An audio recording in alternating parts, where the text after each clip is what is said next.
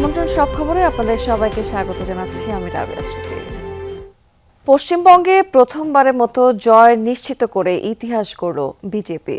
সর্বশেষ তথ্য মতে বিধানসভা নির্বাচনে এখন পর্যন্ত অন্তত 203টি আসনে জয় নিশ্চিত করেছে নরেন্দ্র মোদীর গেরুয়া শিবির, যেখানে সরকার গঠনের ম্যাজিক ফিগার 148। অন্যদিকে তৃণমূল কংগ্রেস এগিয়ে 81টিতে। রাজ্যের বিভিন্ন স্থানে আনন্দ ইতিমধ্যেই উদযাপন শুরু করেছে গেরুয়া শিবিরের কর্মী সমর্থকরা। চলছে উৎসব, গেরুয়া রঙের ছড়াছড়ি পুরো পশ্চিমবঙ্গে। সর্বশেষ তথ্যানুযায়ী 293 আসনের মধ্যে 208 আসনে এগিয়ে বিজেপি। সরকার গঠনের ম্যাজিক ফিগার 148 ছাড়িয়েছে বহু আগেই। ধারণা করা হচ্ছে 2 শতাধিক আসনে জয়লাভ করবে বিজেপি। भारत की राजनीति में एक और बड़ा बदलाव देख रहे हैं। আজকে আমরা ভারতের রাজনীতিতে আরো একটি ঐতিহাসিক পরিবর্তনের সাক্ষী হচ্ছি। বর্তমানে ভারতে এমন একটি রাজ্যও নেই যেখানে কমিউনিস্ট পার্টির সরকার বহাল আছে। এটা শুধু ক্ষমতার পালাবদল নয়, এটি পুরো মতাদর্শের পরিবর্তন। की सरकार हो। পশ্চিমবঙ্গের নির্বাচনী প্রতিদ্বন্দ্বিতায় এগিয়ে রয়েছেন বেশ কয়েকজন হেভিওয়েট প্রার্থী। হাড্ডাহাড্ডি লড়াইয়ের পর নিজ নিজ কেন্দ্র ভবানীপুর ও নন্দীগ্রাম থেকে এগিয়ে আছেন মমতা বন্দ্যোপাধ্যায় ও শুভেন্দু অধিকারী। আসানসোল দক্ষিণে জয় পেয়েছেন বিজেপি প্রার্থী অগ্নিমিত্রা পাল। এদিকে পানিহাটিতে 22,000-এরও বেশি ভোটে জয়ী বিজেপির রত্না পাল। জোড়াফুল আর পদ্মফুলের হাড্ডাহাড্ডি লড়াইয়ে দীর্ঘ 15 বছর পর পতন ঘটল তৃণমূল কংগ্রেসের। শেষ পর্যন্ত পশ্চিমবঙ্গে বিজয়ের নিশান উড়ালো বিজেপি। সাবরিনা নুসরাত, যমুনা নিউজ। নিজ আসনেই ধরাশায়ী হলেন পশ্চিমবঙ্গের তৃণমূল নেত্রী মমতা ব্যানার্জি। বিপুল ভোটে হারলেন প্রতিপক্ষ বিজেপি নেতা শুভেন্দু অধিকারীর কাছে। ভবানীপুর আসনে ভোটের 20 রাউন্ড গণনা শেষে 15,114 ভোটে শুভেন্দু অধিকারীর কাছে ভরাডুবি হল মমতা ব্যানার্জির। এর আগে ওই আসনে ভোট গণনায় কারচুপি হয়েছে বলে অভিযোগ করেছিলেন তিনি। নিজেই উপস্থিত হন ওই আসনের ভোট গণনার সময়। ভোট গণনা শেষে শুভেন্দু অধিকারী পেয়েছেন 73,463 ভোট। অন্যদিকে 58,349 ভোট পেয়ে বিপুল ব্যবধানে হেরে গেলেন তৃণমূল এই নেত্রী। জয়লাভের পর প্রধানমন্ত্রী নরেন্দ্র মোদী এবং স্বরাষ্ট্রমন্ত্রী অমিত শাহকে ধন্যবাদ জানিয়েছেন শুভেন্দু। বিজেপির বিরুদ্ধে 100-রও বেশি ভোট চুরির অভিযোগ এনেছেন মমতা ব্যানার্জি। নির্বাচন কমিশনের বিরুদ্ধে কঠোর গলায় ক্ষোভ ঝেড়েছেন তৃণমূলের নেত্রী। 100-র বেশি আসনে ভোট চুরি করেছে বিজেপি। নির্বাচন কমিশন এই মুহূর্তে বিজেপি কমিশনে পরিণত হয়েছে। আমি সিও এবং মনোজ আগরওয়ালকে অভিযোগ জানিয়েছি, কিন্তু এ বিষয়ে তারা কোনো পদক্ষেপ নিচ্ছে না। এটি একটি অনৈতিক জয়। শূন্য থেকে চূড়ায় পশ্চিমবঙ্গের রাজনীতিতে নাটকীয় এক উত্থান বিজেপির। মাত্র 1 দশক আগেও যে দলটি রাজ্যের বিধানসভা নির্বাচনে আসন পেয়েছিল মাত্র 3টি, এবার তাদের দখলেই বাংলা। ধর্মভিত্তিক রাজনীতির জন্য সমালোচিত বিজেপি এই দলটি এখন এক সময়ের জোট শরিক তৃণমূল কংগ্রেসকে হারিয়ে 30% মুসলিম বাসিন্দাদের পশ্চিমবঙ্গে পেয়েছে সংখ্যাগরিষ্ঠতা। বিভিন্ন সময় ভারত শাসন করলেও পশ্চিমবঙ্গে দীর্ঘ সময় প্রায় অস্তিত্বহীন ছিল বিজেপি। বাংলায় বিজেপির উত্থানের গল্প মাত্র 10 বছরের। 2016 সালের বিধানসভা নির্বাচনে দলটি পায় 3টি আসন। 2021-এ যেটি বেড়ে দাঁড়ায় 77-এ। বিজেপির এই সাফল্য সে সময় তাদের পরিণত করে বাংলার প্রধান বিরোধী দলে। পশ্চিমবঙ্গে বিজেপির এই উত্থানের প্রমাণ মেলে 2019 সালের লোকসভা নির্বাচনেও। দলটি জয় পায় 18টি আসনে, আদায় করে নেয় প্রায় 40% ভোট। মুসলিম বিরোধী অবস্থানের জন্য বরাবরই সমালোচিত বিজেপি ধর্মকে ব্যবহার করে হিন্দু ভোটারদের একত্রিত করার কৌশল কাজে লাগিয়ে অনেক রাজ্যেই সাফল্য পায় দলটি। বাংলাতেও তাদের ছিল একই কৌশল। সেই কৌশলেই এবার বাজিমাত করল দলটি। বলা হচ্ছে বিজেপির এই উত্থানের পেছনে গুরুত্বপূর্ণ ভূমিকা রয়েছে ধর্মীয় মেরুকরণ আর তৃণমূল সরকারের দুর্নীতির বিস্তর অভিযোগ। হিন্দুদের ভোট টানতে বাংলাদেশে অনুপ্রবেশকারীদের বিরুদ্ধেও কঠোর অবস্থান নেন রাজ্য বিজেপির নেতারা। এছাড়া ক্ষমতাসীনদের রোষানল থেকে বাঁচতে বাম ভোটারদের বড় একটি অংশই বিজেপিতে যোগ দিয়েছে বলে মত বিশ্লেষকদের। সমালোচকরা বলছেন শুধু জনমত নয়, নির্বাচন কেন্দ্রিক প্রশাসনিক নানা পদক্ষেপ কাজ করেছে বিজেপির পক্ষে। নির্বাচনের আগে বিতর্কিত এসআইআর এর মাধ্যমে লাখ লাখ মুসলিম ভোটারকে বাদ দিয়ে দুর্বল করা হয়েছে মমতা ব্যানার্জির সংখ্যালঘু ভোট ব্যাংক। আর ভোট আয়োজন ঘিরে আইনশৃঙ্খলা বাহিনীর বিপুল উপস্থিতিও জন্ম দিয়েছে নানা আলোচনা। সব দিক বিবেচনায় বিশ্লেষকরা বলছেন পশ্চিমবঙ্গে নির্বাচন শুধু রাজ্য নয়, পুরো ভারতে হিন্দুত্ববাদী বিজেপির রাজনীতিকে আরও উজ্জীবিত করবে। মোস্তফা মাহমুদ, যমুনা নিউজ। দেশি বিদেশি বিনিয়োগকারীদের আকৃষ্ট করতে প্রকল্প অনুমোদন প্রক্রিয়া সহজ করার নির্দেশ দিয়েছেন প্রধানমন্ত্রী তারেক রহমান। পাশাপাশি দীর্ঘদিন ধরেই বন্ধ থাকা সরকারি কলকারখানাগুলোতে আগ্রহী বিনিয়োগকারীদের প্রয়োজনীয় সহযোগিতা দেওয়ারও আশ্বাস দিয়েছেন তিনি। বাণিজ্যমন্ত্রী জানিয়েছেন যে এই বছরের মধ্যে 25টি পাটকল এবং 25টি বস্ত্রকল বেসরকারি খাতে দেওয়া হবে। আর শিক্ষামন্ত্রী বলেছেন নির্ধারিত সময়ের মধ্যে শিক্ষার্থীদের মাঝে স্কুল ড্রেস বিতরণ কার্যক্রমের উদ্বোধন করবেন প্রধানমন্ত্রী।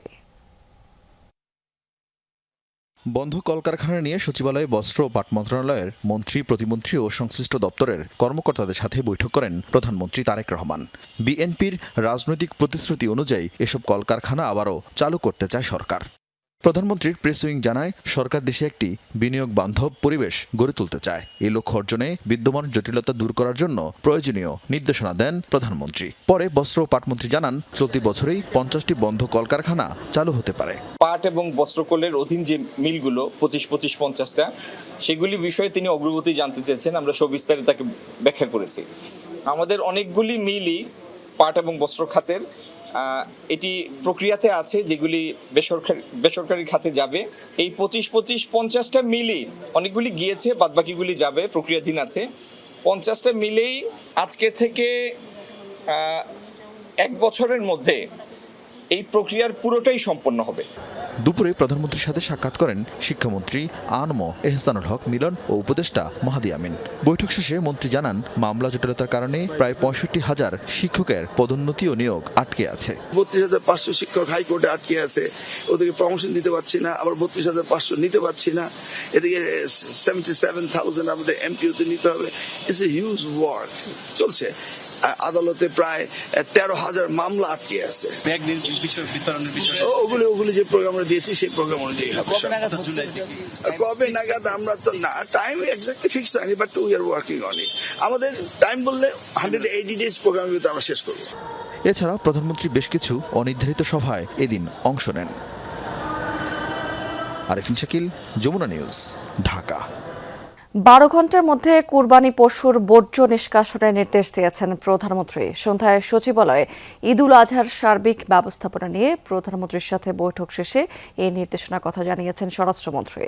একই সাথে ঈদ যাত্রা নির্বিঘ্ন করতে 7 দিন আগেই স্বরাষ্ট্র মন্ত্রণালয়ের অধীনে মনিটরিং সেল করার নির্দেশনা দিয়েছেন প্রধানমন্ত্রী।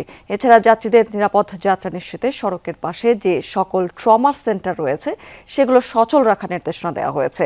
সড়কের পাশে নিকটবর্তী জেলা এবং উপজেলার হাসপাতালগুলো 7 দিন আগে থেকেই আগাম প্রস্তুতি নিয়ে রাখবে। স্বরাষ্ট্রমন্ত্রী জানিয়েছেন যে মহাসড়কের উপরে কোনো রকমের পশুর হাট বসবে না, হাট বসানো যাবে না রেল লাইনের পাশেও।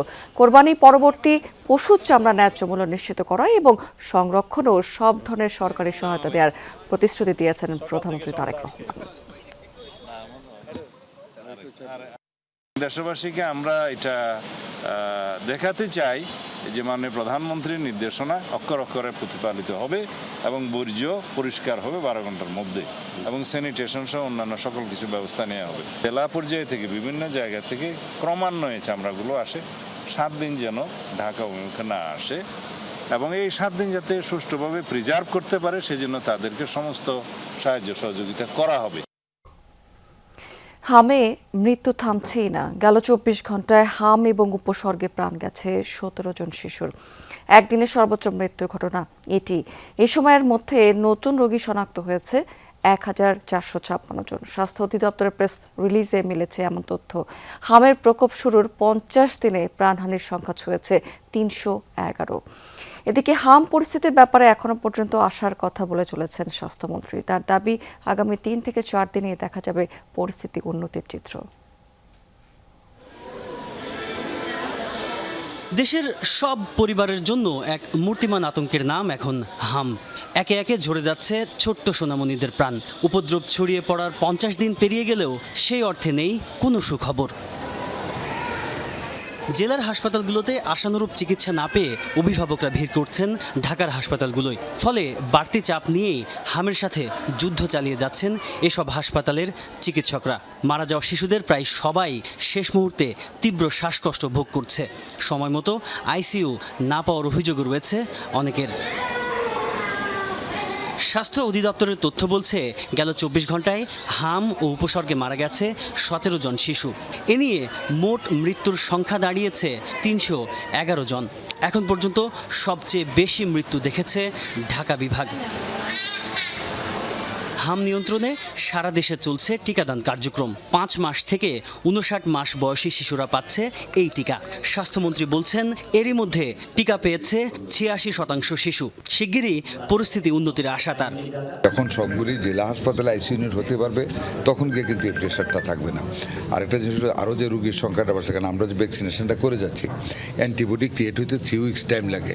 ওই সময়টা তো আমরা এখনও পাই না, আরও 4-5 দিন যাবে এই ধাক্কাটা। আশা করি এরপরে ইট উইল কাম ডাউন।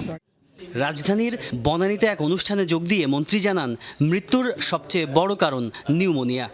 মৃত্যুর কারণ তো নিউমোনিয়া, শ্বাসকষ্ট যেটা হচ্ছে, লাঙে অক্সিজেন নিতে পারে না অনেক কেসে। মানে এমন হয় যে আপনি ভেন্টিলেটর, নিউনেটাল ভেন্টিলেটর সাপোর্ট দিলেও আপনি রুগী বাঁচাইতে পারবেন না, কারণ লাং এমন ড্যামেজ হয়ে অনেক রুগী আছে। আমার দেখা একটা রুগী আছে যেটা মেডিকেলে কিছুদিন আগে আসছিল, সাপোর্ট দিয়েও তাকে পারা যাচ্ছে না, কারণ লাং একেবারে বসে গিয়েছে মানে নিউমোনিয়া থেকে। এই ধরনের কেস তো মানে আল্লাহ না বাঁচালে ডাক্তাররা বাঁচাইতে পারবেন না। জেলা সদরের হাসপাতালগুলোতে আইসিইউ সেবা নিশ্চিত করা গেলে মৃত্যু কমানো যেত বলে মত সর্দার সাখাওয়াত হোসেনের। পরিস্থিতি উত্তরণে সরকারের আন্তরিকতার কোনো ঘাটতি নেই বলেও দাবি স্বাস্থ্যমন্ত্রীর। তাজনুর ইসলাম, যমুনা নিউজ, ঢাকা। এখন থেকে নগর স্বাস্থ্যসেবা কেন্দ্রের দায়িত্ব স্বাস্থ্য মন্ত্রণালয়ের। স্থানীয় সরকার মন্ত্রণালয় থেকে 192টি স্বাস্থ্যসেবা কেন্দ্র হস্তান্তরের সিদ্ধান্ত চূড়ান্ত করা হয়েছে। রোববার স্থানীয় সরকার মন্ত্রণালয়ের এক চিঠিতে এই সিদ্ধান্তের কথা জানানো হয়েছে। তার আগে সম্মতি নেওয়া হয় প্রধানমন্ত্রীর। দেশে 12টি সিটি কর্পোরেশন এবং 23টি পৌরসভায় 192টি নগর স্বাস্থ্যসেবা কেন্দ্র রয়েছে। প্রাথমিক স্বাস্থ্যসেবার পাশাপাশি নানা ধরনের সেবা দেওয়া হয়, তবে কাঙ্ক্ষিত সেবা দানে পিছিয়ে ছিল কেন্দ্রগুলো। নতুন এই সিদ্ধান্তের ফলে মান বাড়বে সেবার, তবে এই নিয়ে নীতিমালা তৈরি, বেতন কাঠামো নির্ধারণ সহ নানা ধরনের জটিলতা এখনো পর্যন্ত কাটেনি। সেবা কেন্দ্রগুলোকে হস্তান্তর করা হচ্ছে সিভিল সার্জনদের কাছে। এখন থেকে এগুলো পরিচালনার পুরো দায়িত্ব স্বাস্থ্যসেবা বিভাগের।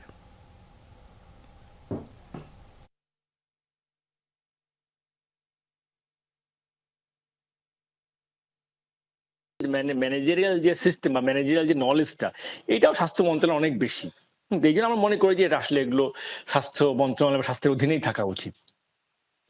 আর একটা কথা হচ্ছে আরবানকে সম্মান রেখে বলছি, ওনারা দীর্ঘদিন চালিয়েছে সেন্টারগুলো, তবে খুব একটা আপগ্রেডেশন যে এতদিনে করতে পেরেছে তা কিন্তু না।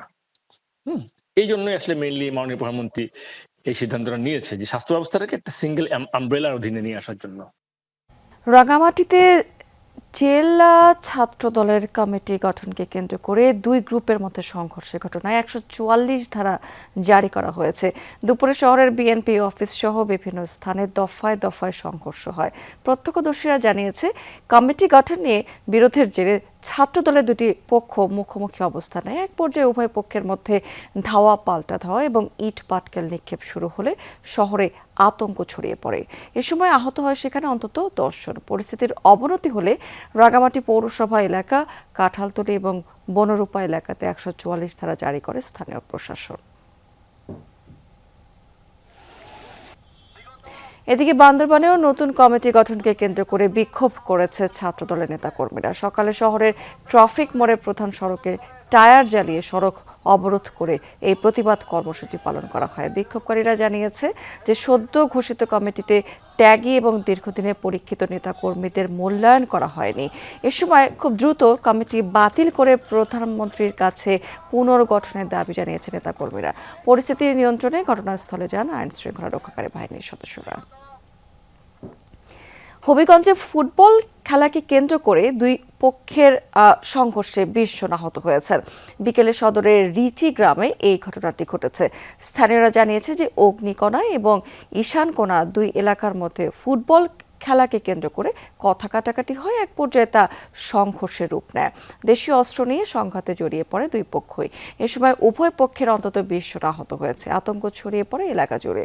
পরে পুলিশ ঘটনাস্থলে গিয়ে পরিস্থিতি নিয়ন্ত্রণে আনে। আহতদের হাসপাতালে ভর্তি করা হয়েছে। 5 জেলায় সড়ক দুর্ঘটনায় নিহত হয়েছেন 13 জন। এর মধ্যে সুনামগঞ্জে পৃথক দুর্ঘটনায় প্রাণ গেছে অন্তত 6 জনের।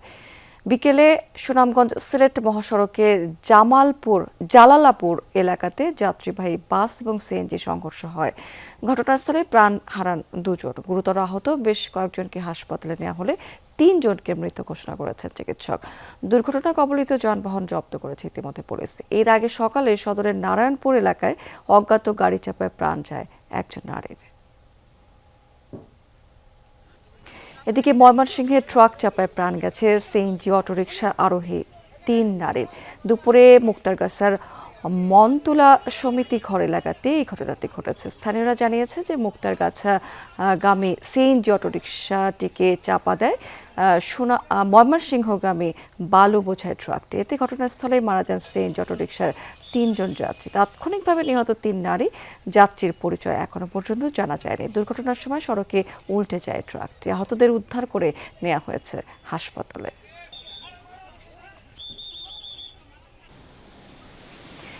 ঢাকা টাঙ্গাইল মহাসড়কের রাবনা বাইপাস এলাকাতে ট্রাক এবং পিকআপ ভ্যানের সংঘর্ষে 2 জন নিহত হয়েছেন। পুলিশ জানিয়েছে যে রাবনা ফ্লাইওভারের ওপরে এই দুর্ঘটনাটি ঘটেছে। এতে ঘটনাস্থলে 2 জন নিহত হয়েছে। নিহতদের মরদেহ ময়না তদন্তের জন্য মর্গে এবং আহতদের উদ্ধার করে হাসপাতালে ভর্তি করা হয়েছে। এই ঘটনায় ট্রাক এবং পিকআপটি জব্দ করা হয়েছে, তবে ট্রাকের চালক পালিয়ে গেছে।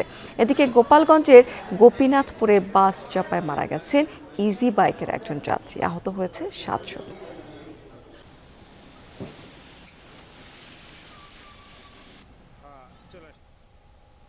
কুমিল্লার চান্দিনায় সড়ক থেকে তুলে নিয়ে স্বামীকে আটকে রেখে এক গৃহবধূকে ধর্ষণের অভিযোগ উঠেছে। এই ঘটনায় 4 জনকে গ্রেফতার করেছে পুলিশ এবং স্থানীয়রা জানিয়েছে যে রোববার রাতে স্বামী স্ত্রী অটোরিকশায় বরুড়া থেকে চান্দিনার মাইজখাড়ে খালার বাড়িতে বেড়াতে যাচ্ছিলেন। তাদের অটোরিকশা চার্জ শেষ হয়ে গেলে হেঁটে রওনা হন তারা। মধ্যরাতে কামারখোলা ওয়াজবন্দ সড়কে কয়েকজন বখাটে ওই দম্পতির পথরোধ করে।